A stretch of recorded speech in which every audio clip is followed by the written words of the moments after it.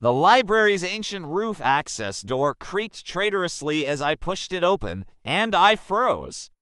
For 3 months, I'd been using this spot as my sanctuary without anyone discovering me, and I really didn't need to get caught now, not today.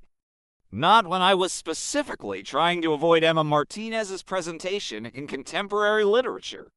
The February wind whipped around me as I carefully closed the door behind me, breathing in the crisp air that somehow always smelled like possibilities up here. The narrow maintenance platform wrapped around the library's dome like a metal halo, hidden from view by the decorative Gothic architecture that made Blackwood University look more like a cathedral than a school.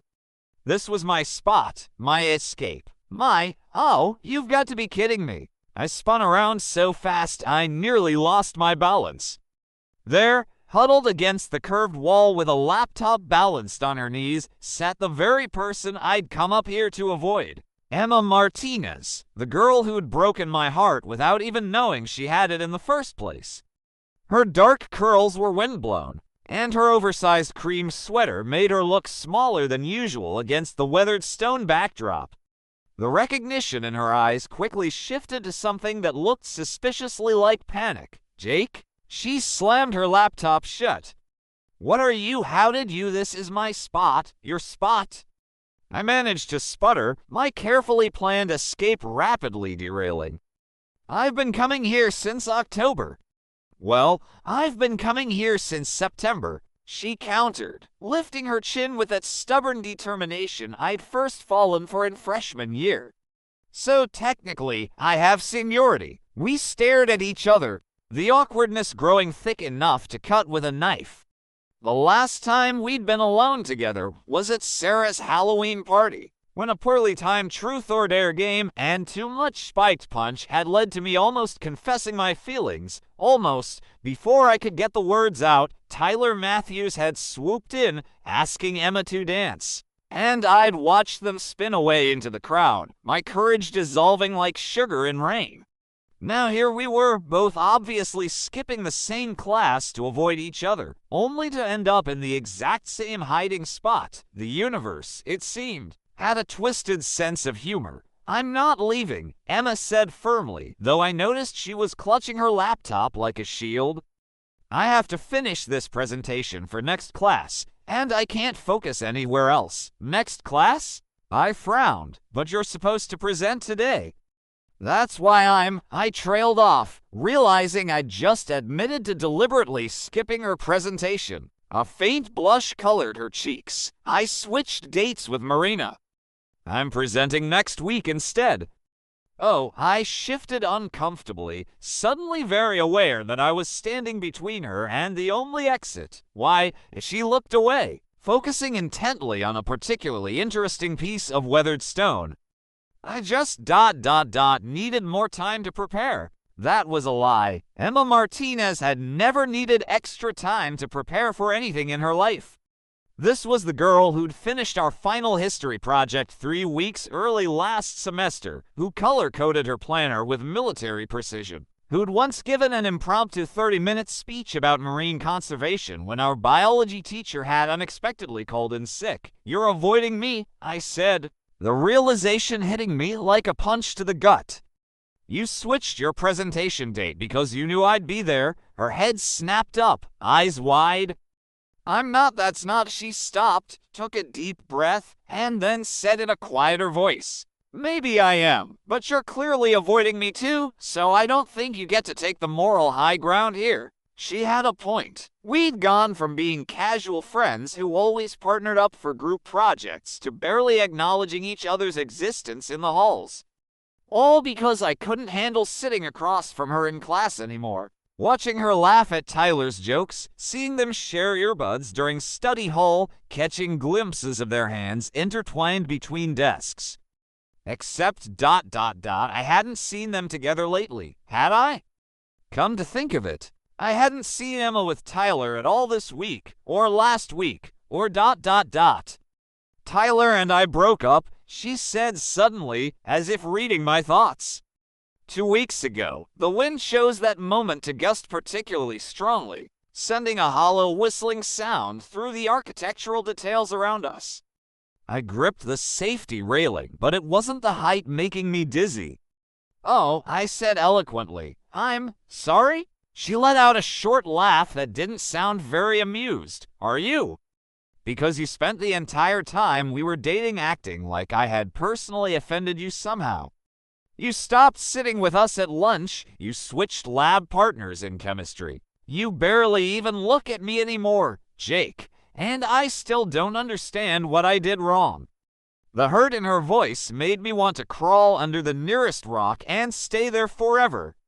How could I explain that every time I saw her with Tyler, it felt like someone was slowly carving out my insides with a rusty spoon? That I'd pulled away because the alternative was letting her see how much it affected me? That I'd rather have her think I was a jerk than know I was pathetically pining over her? "You didn't do anything wrong," I said finally, running a hand through my hair in frustration. "I did. I was ... I am. It's complicated." "Uncomplicated then." She set her laptop aside and stood up, crossing her arms. "Because I miss my friend. Jake, I miss sitting next to you in class and hearing your terrible puns. I miss how you always somehow have exactly the candy bar I am craving in your backpack. I miss your stupid conspiracy theories about Mr. Peterson being a time traveler just because he wears the same tie every Tuesday." Each word was like arrow, hitting exactly where it hurt most, because I missed her too. God, I missed her so much it felt like a physical ache sometimes. "I had feelings for you," I blurted out, immediately wanting to throw myself off the platform. Have feelings for you, present tense, and I couldn't. I couldn't watch you be happy with someone else. So I ran away instead, because I'm a coward. The silence that followed my confession was deafening. Emma stood there, mouth slightly open, staring at me like I'd just started speaking in tongues. The wind tugged at her hair, at the loose ends of her sweater, at the pages of her forgotten notebook lying open on the ground. Then she started laughing. Not just a small chuckle, but full-body, doubled-over laughter that echoed off the stone walls around us. I stood there, my heart crumbling into increasingly smaller pieces, wondering if I could make it to the door before she could see the humiliation on my face. "Jake," she managed between gasps, wiping tears from her eyes. "Jake, you absolute idiot. Why do you think Tyler and I broke up?" I blinked, because ... he's moving to California for the tech internship? No, she straightened up, still fighting back giggles. "We broke up because he got tired of hearing me talk about you. Because every time you walked into a room, I couldn't focus on anything else. Because he finally got fed up and told me, and I quote, 'Emma, for someone so smart, you're being incredibly stupid about this whole Jake situation.'" The world tilted slightly on its axis. What? He took a step closer, and suddenly the maintenance platform felt much smaller than it had before. "I've had feelings for you since you helped me build that ridiculous model solar system in freshman year and spent 3 hours helping me repaint Neptune because I insisted. The blue wasn't exactly right, but you never seemed interested in anything more than friendship. And then Sarah's party happened, ... Sarah's party. My brain was struggling to keep up with this new reality where Emma Martinez might actually have feelings for me too. "What about Sarah's party? You were about to tell me something," she said softly, before Tyler interrupted. "I thought ... I hoped ... but then you disappeared for the rest of the night, and after that, you barely spoke to me anymore. I figured whatever you were going to say, you'd realized you didn't want to say it after all."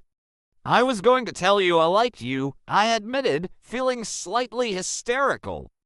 I'd finally worked up the courage, and then Tyler asked you to dance, and you looked so happy. And I just ... I couldn't. So let me get this straight, Emma said, taking another step closer. "I liked you but thought you didn't like me, so I tried to move on with Tyler. You liked me but thought I was happy with Tyler, so you pulled away completely. We've both been miserable for months because we're apparently really bad at communicating. And now we're both skipping class to avoid each other, only to end up hiding in the exact same spot. Put like that, it did sound rather ridiculous. That about sums it up. Well, she said, and now she was close enough that I could see the gold flecks in her brown eyes, could count the freckles scattered across her nose like constellations. I think the universe is trying to tell us something, don't you? My heart was doing somersaults in my chest. What's it saying? She smiled, reaching up to brush a strand of hair from my forehead. That maybe we should stop running away from each other. The wind whistled around us, carrying the distant sound of students changing classes somewhere below. In a few minutes, we'd have to go back down, face the real world, figure out what this meant for us. But for now, with Emma's hand sliding into mine and her smile brighter than the winter sun above us, I thought maybe the universe knew what it was doing after all. Sometimes you had to get lost to find exactly where you were supposed to be. You're overthinking this, Sarah said, watching me tear through my closet for the third time that evening. My dorm room looked like a fashion tornado had hit it, with clothes strewn across every available surface. It's just Jake, the same Jake who once wore mismatched shoes to class for a week because he was too absorbed in that sci-fi novel to notice. That's exactly why I'm overthinking it, I replied, holding up to seemingly identical sweaters. It's Jake. Nothing about this can be just anything anymore. It had been exactly 4 days since our rooftop confession, 96 hours since we'd finally stopped running away from each other. We'd spent most of that time texting, sending each other memes at 3 a.m., and trying to act normal in class while stealing glances when we thought the other wasn't looking. But tonight was different. Tonight was our first official date. The burgundy one, Sarah decided, pointing to the sweater in my left hand. It brings out the warm tones in your skin, but seriously, you need to breathe. Jake looked at you like you hung the moon, even when you were wearing your ratty chemistry lab coat with that mysterious blue stain on the sleeve. I pulled on the burgundy sweater, trying to calm my racing heart.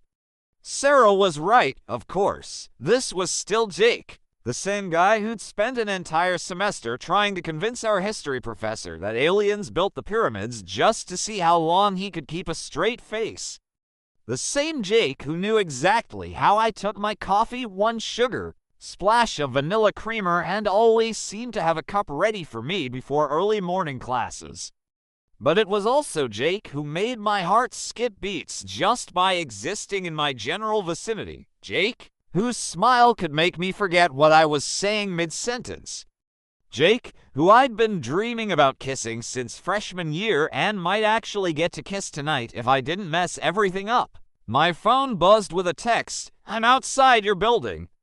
No pressure, but I think I might pass out if you don't come down soon. A laugh bubbled up in my throat. At least I wasn't the only one freaking out. Go. Sarah pushed me toward the door. Go have an amazing time with your boy. And text me all the details later. The early March evening was surprisingly mild as I stepped outside, the last traces of winter finally loosening their grip on campus. Jake was waiting by the stone steps, wearing dark jeans and a blue button-down that made his eyes look like summer storms. He had one hand behind his back and was bouncing slightly on his feet, a nervous tell I'd noticed years ago. Hi, I said, suddenly shy despite having known him for almost 2 years. Hi, he echoed, then thrust his hidden hand forward. These are for you. Well, not all of them. Some of them are for you. It's kind of a thing. Here. In his hand was a bouquet of candy bars, arranged like flowers, each one a different variety that I'd craved at some point during our friendship. Snickers for exam weeks, Twix for movie nights, that weird limited edition cherry chocolate thing I'd obsessed over last spring. You remembered all of them, I said softly, taking the bouquet. Of course I did. He rubbed the back of his neck, a faint blush coloring his cheeks. I know it's kind of cheesy, but flowers die, and I figured this way you can. I cut him off by rising on my tiptoes and pressing a quick kiss to his cheek. It's perfect. You're perfect. His whole face lit up like I'd just given him the best gift in the world. So, ready to go. I have a whole evening planned. Unless you don't want to do what I planned, in which case we can totally do something else. Whatever you want. I'm cool with anything. Jake, I laughed, slipping my free hand into his. Breathe. Where are we going? He squeezed my hand, his palm warm against mine despite the cooling evening air. Well, remember how you once said you'd never been to a drive-in movie theater? There's one about 30 minutes from here, and they're doing a double feature of classic sci-fi movies tonight. I thought we could grab dinner first at that Thai place you like, then head over. But if that sounds boring, we can. That sounds amazing, I assured him, my heart doing that flippy thing again, because of course he remembered that random conversation from months ago. Of course he planned something that combined things we both loved. Of course he was still rambling adorably, because he was just as nervous as I was. The Thai restaurant was small and cozy, tucked away in a corner of downtown that most students never ventured to. We got our usual orders, pad thai for me, green curry for him, and fell into conversation as easily as we always had, except now, when our hands brushed reaching for the sauce, neither of us pulled away. When he made me laugh so hard I snorted water through my nose, I didn't have to pretend I wasn't completely charmed by his terrible puns. Okay, but hear me out. Jake was saying as we drove to the drive-in, the sunset painting the sky in shades of pink and gold. What if Mr. Peterson isn't actually a time traveler, but a very sophisticated robot programmed to teach history? It would explain why he never seems to age and why he can recite dates with perfect accuracy. You're ridiculous, I told him, but I was smiling so wide my cheeks hurt. Also, I've seen him eat lunch. Do robots eat pad thai? Maybe he's a very advanced robot, with a digestive system for maintaining his cover. We were still debating the possibility of robot teachers when we pulled into the drive-in. Jake had borrowed his roommate's car for the night, an old Volkswagen with seats that reclined just enough to make movie watching comfortable. He'd even brought blankets and snacks, though I noticed he'd left all my favorite candy bars from the bouquet untouched. The first movie was The Day the Earth Stood Still, the original 1951 version. As the opening credits rolled, I found myself paying more attention to Jake than the screen. The way his profile looked in the dim light, how his thumb was absently stroking the back of my hand where our fingers were intertwined, the slight smile that played at the corners of his mouth whenever something particularly cheesy happened in the movie. You're staring, he whispered halfway through, not taking his eyes off the screen. Maybe you're just very stare-worthy. He turned to look at me then, and the air in the car suddenly felt charged with possibility. His eyes dropped to my lips for a fraction of a second before meeting mine again, a question in them that made my heart race. Emma, he said softly, like my name was something precious. Can I? Yes, I breathed, already leaning closer. The first brush of his lips against mine was gentle, almost hesitant. Like he still couldn't quite believe this was real, that we were here, that this was happening. I reached up to cup his face with my free hand, and he made a soft sound that made my toes curl before kissing me properly. It wasn't perfect. The gear shift was digging into my side, and we were both smiling too much for it to be technically good kissing, but it was us. It was every almost moment and missed chance and hidden feeling finally spilling over into something real and wonderful and a little bit messy. When we finally pulled apart, the movie forgotten, Jake rested his forehead against mine and laughed quietly. What's funny? I asked, still a bit dazed. I just ... I've wanted to do that for so long. And now I can, and it's better than anything I imagined. You imagine kissing me? I teased, though my heart was doing cartwheels. Emma, I've imagined kissing you since you spent 3 hours arguing about the exact shade of blue for Neptune. It was adorable and slightly terrifying, and I've been a goner ever since. I kissed him again because I could, because I wanted to, because 2 years of wanting and waiting and wishing had led us here. The movie played on, forgotten in the background as we made up for lost time with soft kisses and whispered confessions and hands that couldn't seem to stop finding reasons to touch. Later, as he walked me back to my dorm under a sky full of stars, our fingers intertwined and my candy bar bouquet clutched in my free hand, I couldn't help but think about how different this was from all my imaginings. In my daydreams, our first date had been perfect and polished, free from nervous rambling and awkward moments. But this real version with its imperfect kisses and genuine emotions and the way Jake kept looking at me like he couldn't quite believe his luck, this was better than anything I could have dreamed. UP, text me when you get back to your dorm, I said as we reached my building, reluctant to let the evening end. Already planning to? He smiled, tucking a stray curl behind my ear. I had an amazing time tonight. Me too. I rose up on my tiptoes again, pressing one last kiss to his lips. Good night, Jake. Good night, Emma. I watched him walk away, unable to wipe the smile off my face. When I finally made it back to my room, Sarah was waiting with ice cream and demanding details. I flopped onto my bed, hugging my candy bar bouquet to my chest. So, she prompted, how was it? I thought about Jake's nervous rambling and perfect planning, about sci-fi movies we didn't watch and kisses that tasted like possibility, about how something that should have felt strange and new instead felt like coming home. It was exactly right, I told her. It was us. My phone buzzed with a text, made it back. Already missing you. P.S. Check the Snickers wrapper. Curious. I pulled the Snickers from the bouquet and carefully unfolded the wrapper. There, written in Jake's messy handwriting. Day 1 of hopefully many more perfect imperfect dates with you. Sarah caught me grinning at the wrapper like an idiot. Oh girl, she laughed, you've got it bad. I didn't even try to deny it, because yes, I had it bad, and for the first time, that feeling wasn't something to run from or hide away. It was something to celebrate, to embrace, to let grow into whatever it was meant to become. Sometimes the best things in life aren't perfect. They're perfectly imperfect, just like a first date with your best friend who finally became something more. Don't freak out, Sarah announced, bursting into my dorm room one sunny April morning. But everyone's talking about you too.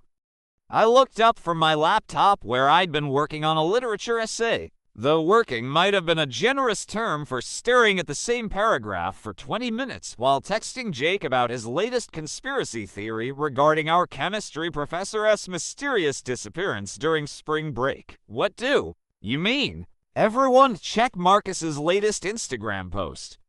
With a sense of growing dread, I pulled up Instagram. Marcus, a sophomore known for running the unofficial campus gossip account, had posted a series of photos. The first one made my heart stop. Jake and me on the library roof, his arms around my waist as he pointed out something in the distance. Both of us laughing. The caption read, "From avoiding each other to avoiding everyone else together. Spring's hottest campus couple found their spot. Hashtag Blackwood love, hashtag rooftop romance." Oh God, I groaned, falling back onto my bed. How did he even get that picture? The roof is supposed to be our secret place. Apparently, the art students sometimes go up there to sketch the campus skyline, Sarah said. Sitting next to me, Carmen from my art history class said she saw you guys up there last week and thought it was, quote, the cuttest thing ever, and told Marcus about it. I grabbed my phone to text Jake, only to find he'd already messaged me, so ... We're Instagram famous now. The truth was, we'd been trying to keep things relatively quiet for the past few weeks. Not because we were ashamed or uncertain, far from it. But there was something magical about having this bubble of happiness that belonged just to us. Plus, We hadn't quite figured out how to handle the Tyler situation. Tyler, who was still part of our wider friend group. Tyler, who had been nothing but gracious about our breakup. Tyler, who I now had to see every day in advanced physics, knowing I'd started dating someone else barely 2 weeks after we ended things. "Have you seen the comments?" Sarah asked carefully. I scrolled down and immediately wished I hadn't. While most were supportive or merely curious, there were a few that made my stomach churn. Didn't she just break up with Tyler? Poor Tyler, no wonder he's been so quiet lately. Talk about a quick rebound. A knock at my door interrupted my spiral into social media anxiety. Jake stood there, slightly out of breath like he'd run across campus, his hair adorably disheveled. "Hi," he said, then noticed Sarah. "Oh, hey Sarah. Can I talk to Emma for a minute?" Sarah stood up with a knowing smile. "I'll leave you to figure this out, but for what it's worth, I think you guys are perfect together, and anyone who can't see that needs their eyes checked." Once she left, Jake sat next to me on the bed, immediately taking my hand in his. It was amazing how such a simple gesture could instantly make me feel more grounded. "So," he said, "the secret's out." "I'm sorry," I blurted. "I know we wanted to keep things quiet for a while, and now everyone's talking, and some people are saying really awful things, and—" "Emma," he interrupted gently, squeezing my hand, "I don't care what people say. Well, I care that it's upsetting you, but I don't care about their opinions. The only thing I'm worried about is how you're feeling." I leaned into his side, drawing comfort from his solid presence. "I just I feel guilty about Tyler. Have you talked to him since everything?" "Not really. We say hi in class, but that's it. How do you even start that conversation?" "Hey, sorry I started dating the guy I was apparently in love with the whole time we were together." Jake winced slightly when you put it that way. Double quotes. "Exactly," I sighed, playing with his fingers where they were intertwined with mine. "And now everyone's going to think I'm this horrible person who followed her heart," Jake suggested, "who was honest about her feelings, who made both herself and someone else happier by being truthful instead of staying in a relationship that wasn't right." Put that way, it didn't sound quite so terrible. "You always know exactly what to say," I mumbled into his shoulder. "Not always," he chuckled. "Remember last week when Professor Chen asked me about orbital mechanics and I panicked and said space is just spicy air? That startled a laugh out of me. That was pretty bad. The point is," he continued, pressing a kiss to my temple, "we can't control what other people think or say, but we can control how we handle it. And I vote we handle it by being exactly who we are, two people who found each other in the most ridiculous way possible and are now stupidly happy about it." As if on cue, my phone buzzed with another notification. This time, it was a text from Tyler. "Just saw Marcus's post. We should probably talk. Coffee tomorrow before physics." I showed Jake the message, my heart racing again. He read it carefully, then looked at me with those steady blue eyes that always seemed to see right through me. "Do you want me to come with you?" I shook my head. "No, I think this is something I need to do myself." "Okay," he said simply, and that unconditional support made me fall a little bit more in love with him. The next morning, I found Tyler already waiting at our usual campus coffee shop. He had 2 cups in front of him, one black coffee for himself, and one with vanilla creamer for me. The familiar gesture made my chest tight with an emotion I couldn't quite name.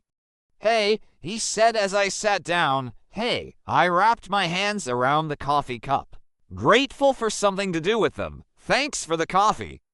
"Old habits," he shrugged, then got straight to the point. "So, you and Jake." "Me and Jake," I confirmed softly. "Tyler, don't," he interrupted, holding up a hand. "Don't apologize for being happy, Emma. That's not why I wanted to talk. I blinked, surprised. It's not. No, he took a sip of his coffee, gathering his thoughts. I wanted to tell you that I get it. I think I got it even before you did, honestly. The way you looked at him ... I used to wish you'd look at me like that. I never meant to hurt you, I whispered. I know, that's what makes you, Emma. You care so much about not hurting people that sometimes you end up hurting yourself instead. He smiled, a little sad but genuine. But you're happy now, really happy. Anyone can see it in those photos Marcus posted. I am, I admitted. But that doesn't mean what we had wasn't real. Of course, it was real. It just wasn't forever. And that's okay. He leaned back in his chair. Besides, I met someone in my new study group. Her name's Mia. She's a computer science major, and she actually laughs at my terrible coding puns. The relief that flooded through me was immediate and overwhelming. Tyler, that's wonderful. Yeah, he grinned. So maybe we can stop with this awkward avoiding each other thing, because honestly, I miss having someone to complain about Professor Chen's impossible problem sets with. By the time I left the coffee shop, something that had been tight in my chest for weeks had finally loosened. I found Jake waiting on a bench outside, pretending to read but obviously watching for me. How did it go? He asked, immediately reaching for my hand. Instead of answering, I pulled him down for a kiss, not caring who saw or what they might say about it on social media later. That good, huh? He murmured when we broke apart. That good? I confirmed. Now come on, we're going to be late for class. As we walked across campus hand in hand, I noticed the looks and whispers from other students. But they didn't bother me anymore. Let them talk. Let them post photos and speculate and make up stories about us. They could never understand the real story. How we'd both been so afraid of losing each other that we nearly missed our chance to be together at all. Later that day, I posted my own photo on Instagram. Jake and me in our spot on the library roof, but this time we were both looking at the camera, his arm around my shoulders, my head tucked into his neck, both of us grinning like idiots. The caption was simple, found my favorite hiding spot, #rooftop-romance. The likes and comments poured in immediately, but I only cared about one, Jake's comment of a single red heart, followed by always and forever your hiding spot partner. Sometimes the hardest part isn't falling in love, it's letting the world see that love and trusting that it's strong enough to withstand whatever they might say about it. But as I sat in class that afternoon, stealing glances at Jake to rows over and trading silly notes via text under our desks, I knew we'd be just fine. After all, any love story that starts with two people trying to avoid each other and ends with them choosing to face everything together has to be strong enough to survive a little campus gossip. The last day of finals week felt like the end of something much bigger than just the semester. Campus was a flurry of activity, students wheeling suitcases across the quad, tearful goodbyes between friends, cars packed to bursting with dorm room belongings. But all I could focus on was the growing knot in my stomach as I watched Jake help me pack up my room. You missed a book, he said, reaching under my bed to pull out a worn copy of The Hitchhiker's Guide to the Galaxy, his copy, which he'd lent me months ago. Oh, I said softly, taking it from him. I should probably give this back. He shook his head, a small smile playing at his lips. Keep it.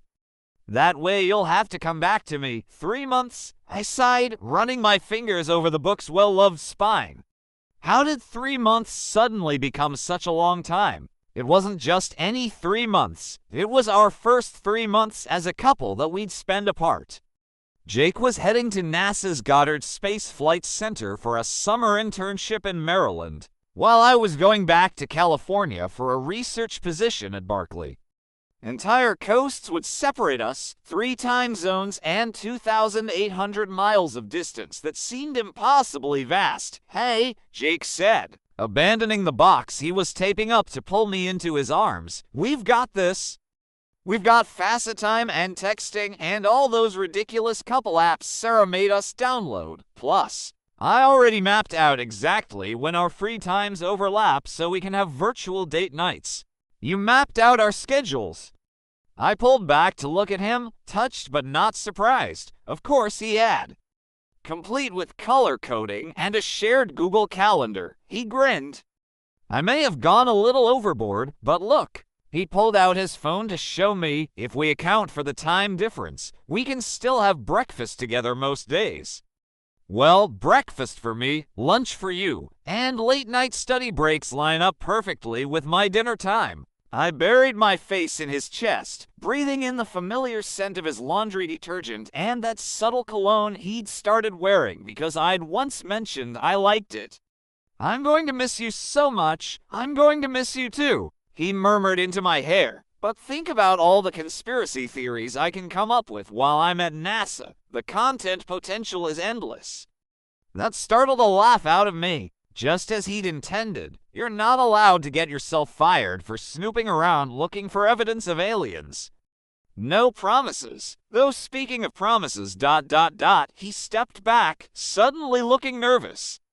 I have something for you. From his backpack, he pulled out a small package wrapped in what appeared to be pages from an astronomy magazine. Typical Jake, even his gift wrap had to be on theme. You didn't have to get me anything, I protested, but he just pressed it into my hands. Open it. Carefully unwrapping the paper because of course I was going to save it, I found a small box containing what looked like a vintage compass. But when I opened it, instead of cardinal directions, the face was decorated with constellations, and in the center was a small photograph of us from our spot on the library roof. It's a star compass, Jake explained quickly. They used to use them for celestial navigation. I found this one at an antique store and modified it a bit. See, if you turn it over ... double quotes. On the back was an engraving, no matter how far apart. We're under the same stars, Jake, I breathed, feeling tears prick at my eyes. I know it's cheesy. He rubbed the back of his neck, a nervous habit I'd grown to love. But I thought, this way, whenever you miss me, you can look at the stars and know that somewhere on the other side of the country, I'm looking at them too. And probably thinking about how aliens definitely built the pyramids. I laughed through my tears, clutching the compass to my chest. I love you. The words slipped out before I could think about them, but as soon as they were in the air between us, I knew they were true. We hadn't said it yet, had been dancing around it for weeks, maybe even years if I was honest with myself. For a moment, time seemed to freeze as Jake stared at me, his eyes wide. Then his face broke into the biggest smile I'd ever seen. I love you too, God, Emma. I love you so much it's ridiculous. The kiss that followed was salty with my tears and sweet with his words, and perfect in every way that mattered. Of course, Sarah chose that exact moment to burst in with more packing boxes. Oops, sorry, don't mind me. Just pretend I'm not. Oh my God, is Emma crying? What did you do, Jake? Happy tears, I assured her, wiping my eyes but not letting go of Jake's hand. He just gave me the most perfect going-away present. Sarah peered at the compass. Okay, that is disgustingly romantic. You're making the rest of us look bad, Matthews. The next morning came too quickly. My parents were waiting in the car while Jake helped me with the last of my bags. We'd agreed to say goodbye here, away from the crowd at the parking lot, in our spot on the library roof. So, he said, both of us deliberately prolonging the moment. So I echoed, fiddling with the compass that now hung on a chain around my neck. Call me when you land. First thing, I promised, and text me when you get to Maryland. Deal. He pulled me close, pressing his forehead to mine. 3 months isn't so long, right? Right. I tried to memorize everything about this moment, the way the morning sun caught his eyes, the familiar pressure of his hands on my waist, the slight coffee stain on his shirt collar that he hadn't noticed. We've got this. The first week apart was the hardest. I kept turning to share something with him only to remember he wasn't there. Every notification on my phone made my heart jump, hoping it was him. The time difference meant our schedules were constantly just slightly off, like a song playing half a beat behind. But we adapted. Our virtual breakfast lunch dates became the highlight of my day. Jake would prop his phone up in the NASA cafeteria, telling me about his latest projects, the ones that weren't classified, while I ate lunch in Berkeley's botanical gardens. I'd send him pictures of the fog rolling in over the Bay Area. He'd send me shots of the Maryland sunset with captions about how the colors were almost as beautiful as my smile. He was such a sap, and I loved it. We developed our own routines. Every Sunday night, we'd watch the same movie together over FaceTime, sharing a screen through one of the apps Sarah had recommended. Jake would order me delivery from whatever restaurant I was craving in California, and I'd do the same for him in Maryland. It wasn't the same as being together, but it was our own kind of special. The compass became my constant companion. On particularly hard days, when the distance felt insurmountable, I'd open it and trace the constellations with my finger, remembering how Jake had taught me their names during late-night study breaks on the library roof. One night, about halfway through the summer, I was up late working on research data when my phone lit up with a FaceTime call from Jake.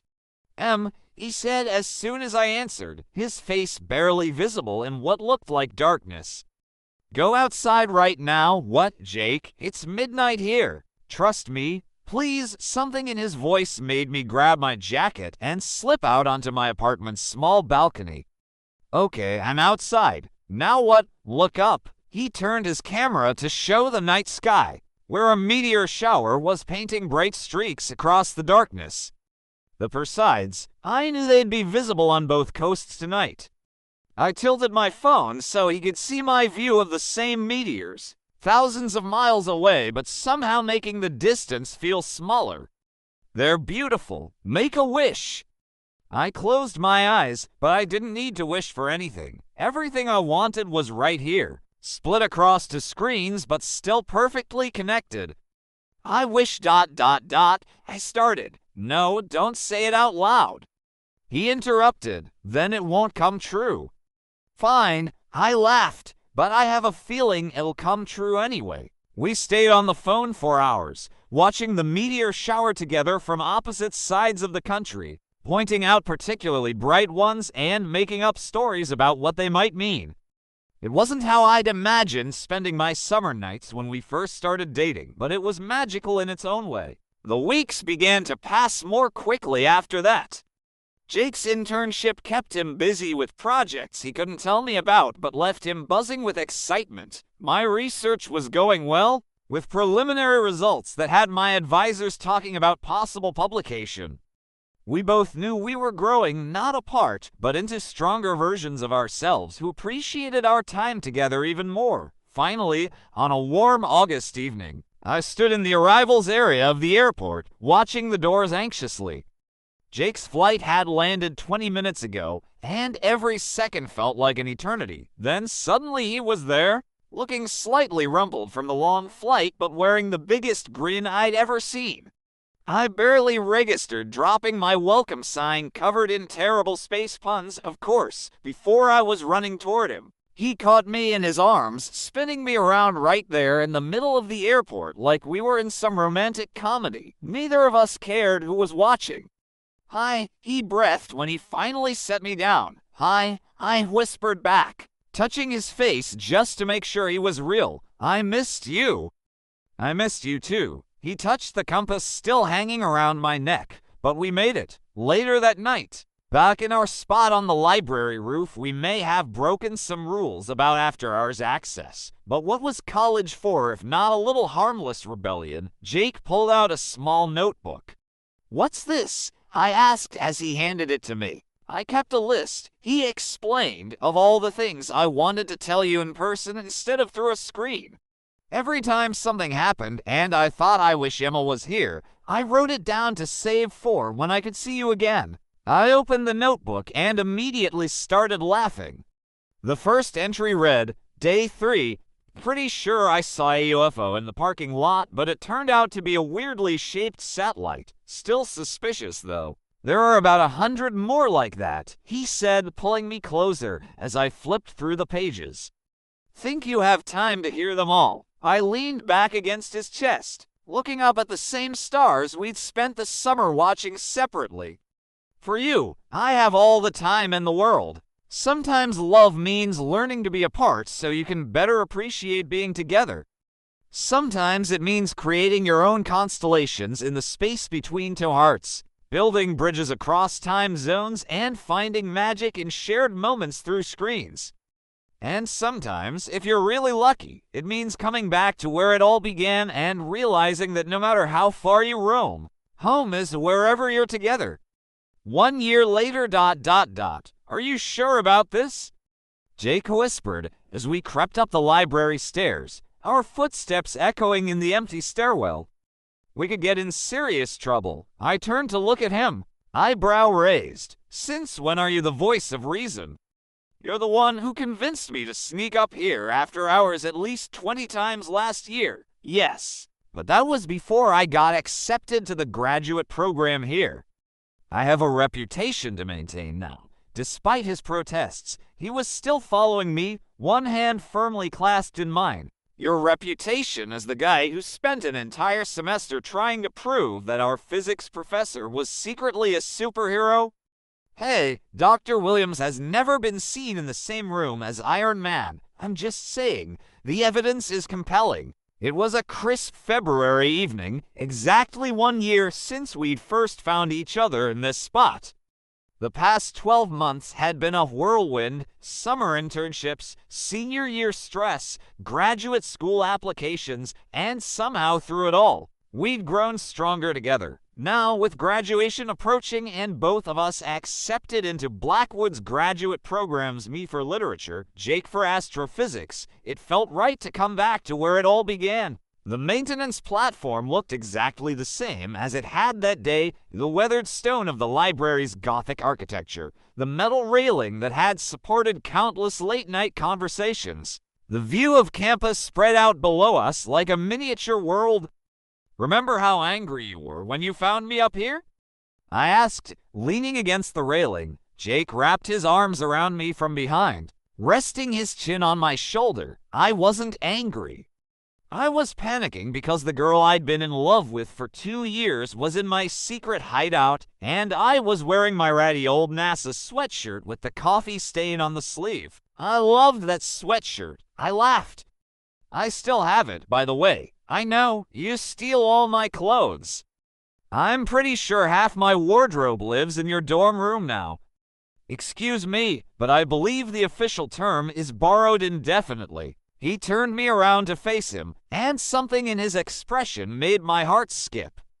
There was a nervousness there that I hadn't seen since our first date. Jake, what's wrong? Nothing's wrong, he said quickly. Everything's actually really right, which is why ... double quotes. He took a deep breath, reaching into his pocket. I have something for you. If it's another conspiracy theory about the cafeteria food being made by aliens, I swear. My words died in my throat as he pulled out a small, worn library card, the kind they used to use before everything went digital. On it, in familiar handwriting, was a series of numbers. Is that ... double quotes? The Dewey Decimal number for the astronomy section, he confirmed. Where we first met, when you were looking for books about Neptune's exact shade of blue, and I was hiding from my calculus study group, I took the card with trembling fingers. Turning it over, on the back, he'd written, "Check it out." I don't understand, I said, looking up at him. He was watching me with such intensity that I felt my pulse quicken. Go to that section, right now. Jake, the library's closed. Is it? His eyes sparkled with mischief, because I happen to know that Sarah's working the late shift at the desk tonight, and she may have left a certain door unlocked for us. My heart was pounding as we made our way back down to the astronomy section. The library was eerily quiet at this hour, our footsteps muffled by the carpet. When we reached the right shelf, I saw something glowing softly in the darkness. String lights, dozens of them, woven through the shelves to create a canopy of artificial stars above us. And there, on the shelf where we'd first bumped into each other 2 years ago, was a book, The Universe in Your Hands. I read the title aloud, then gasped as I opened it. The pages had been hollowed out, and nestled inside was a small black box. "Emma," Jake said softly, taking the box from the book, 2 years ago. "You came to this spot looking for the perfect shade of blue for Neptune, and instead you found me, a nervous freshman who couldn't stop talking about space and immediately forgot everything he knew about astronomy the moment you smiled at him." He got down on one knee, and suddenly I couldn't breathe. We've been through so much since then, summer apart that only made us stronger. Late-night study sessions that turned into stargazing sessions. Every conspiracy theory I could come up with just to make you laugh, and through it all, you've been my constant, my true north, my own personal gravitational force keeping me in orbit. He opened the box to reveal a ring, delicate silver with a small star-shaped diamond that caught the light from the string lights above. "I know we're young," he continued, his voice shaking slightly. "And I know we have our whole lives ahead of us. But I also know, with the same certainty, that I know the sun rises in the east and that aliens definitely built the pyramids, that I want to spend every moment of that life with you. So, Emma Martinez, will you marry me?" Through my tears, I could barely make out the hopeful expression on his face. But I could feel everything else, the warmth of his hand holding mine, the weight of our shared memories in this very spot, the absolute rightness of this moment. "On one condition," I managed to say. His face flickered with uncertainty. "What's that?" "Promise me you'll never stop coming up with ridiculous conspiracy theories." The smile that broke across his face was brighter than any star. "Is that a yes?" "Yes," I laughed, pulling him to his feet. "Yes. You absolute idiot. Of course it's a yes." The ring fit perfectly as he slid it onto my finger, and then he was kissing me right there in the astronomy section where it all began.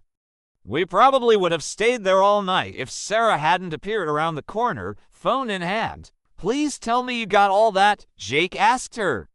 Every second, she grinned, waving her phone. "Including Emma calling you an idiot in your proposal video. I think it adds character," I defended, unable to stop staring at my ring, at my fiancé. The words felt surreal and perfectly natural at the same time. Later, back on our rooftop, because where else would we go? We lay on the blankets Jake had somehow managed to stash up here earlier, looking at the real stars above us. "You know," I said, playing with his fingers where they were intertwined with mine, "most people would say we're too young for this." "Most people also say aliens didn't build the pyramids," he replied.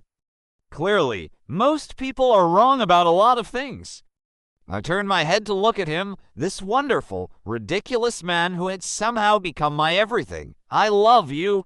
I love you too." He brought our joined hands to his lips, kissing my knuckles just above the ring. "Even if you still haven't returned my Hitchhiker's Guide to the Galaxy book.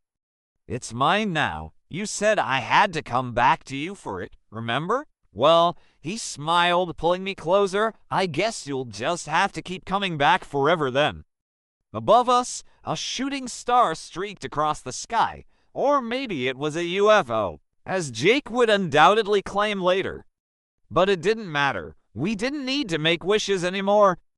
Everything we wanted was right here, in this spot where we had once tried so hard to avoid each other, only to find that sometimes the best things in life are the ones you run straight toward instead. Some people spend their whole lives looking for their place in the universe. We found ours on a library roof, hiding from the world until we were ready to face it together.